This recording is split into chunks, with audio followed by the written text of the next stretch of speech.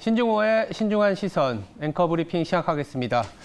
간밤에 미국 증시는 혼조세로 마감했습니다. 그러나 전약 후강의 모습을 보여주면서 다행스러운 그런 영향을 갖고 가고 있는데요. 실리콘밸리 은행에 이어서 크레딧 스위스까지 글로벌 금융 위기와 같은 양상으로 가는 거 아니냐라는 불안감이 있었지만 그래도 스위스 중앙은행이 발빠르게 대처를 하면서 당국의 빠른 대처 능력이 또다시 올라오고 있습니다.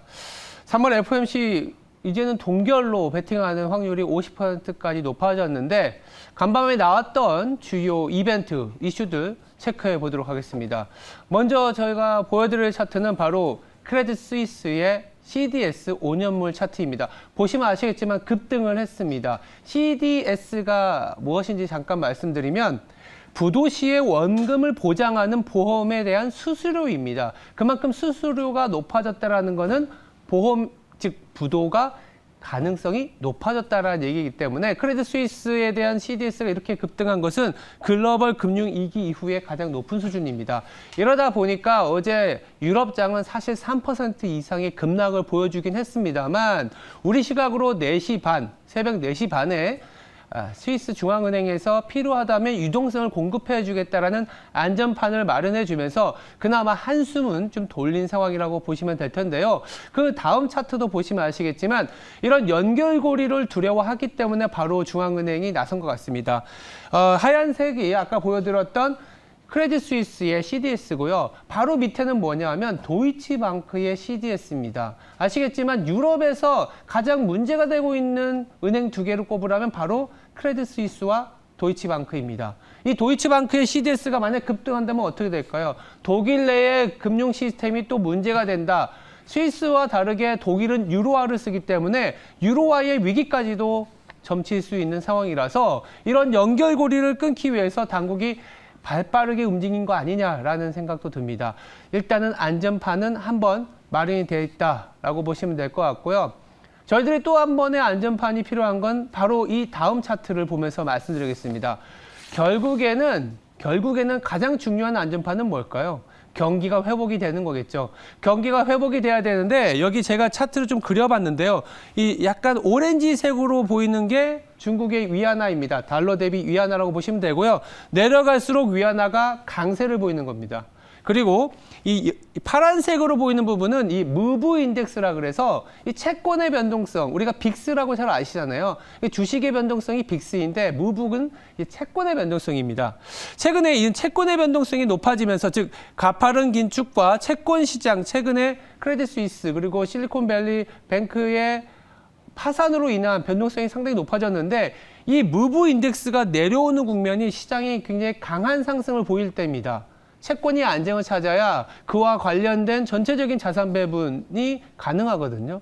근데 이 채권의 변동성을 안정화시키는 한 가지 축이 무엇이냐? 연준이 금리를 동결하거나 QT를 축소하는 거를 조금 멈췄을 때이고 두 번째는 경기가 회복이 돼야 되는데 지금 노릴 건 어디가 있냐? 중국이라고 보시면 됩니다. 당연히 중국이 어제 지표가 나왔는데요.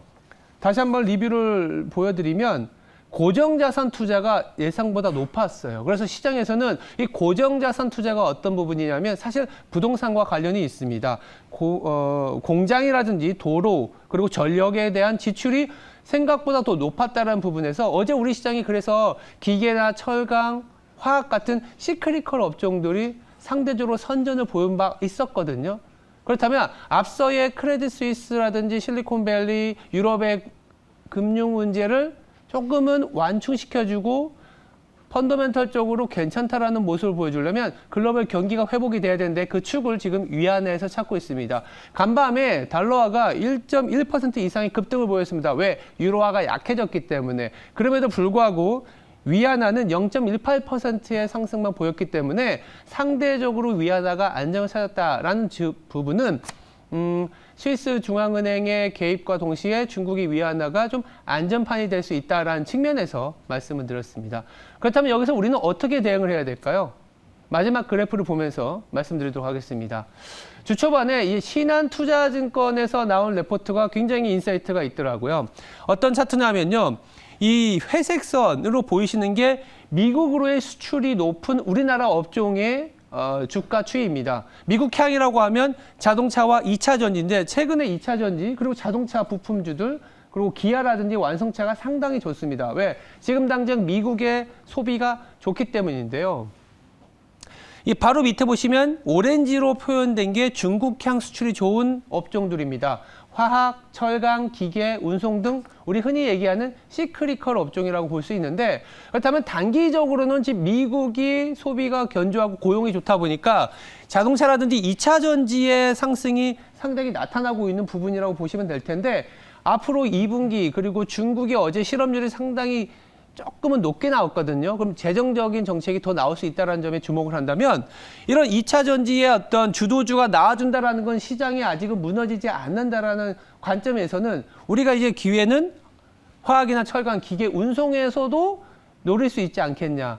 오늘 하루 정도는 변동성 그리고 다음 주 FOMC까지는 어쩌면 노이즈가 발생할 수 있지만 중국의 경기 회복에 대한 베팅이 나타난다면 이 오렌지로 표현된 화학과 철강, 기계, 운송에도 조금은 관심을 갖자라는 측면에서 말씀을 드렸습니다. 지금까지 신중호의 신중한 시선이었습니다. 매일매일 이벤트가 터지고 있습니다만 중앙은행 당국의 빠른 대처가 나오는 점은 다행스럽게 생각되는 부분입니다. 이런 점 감안해서 오늘 하루도 성투하시기 바랍니다. 감사합니다.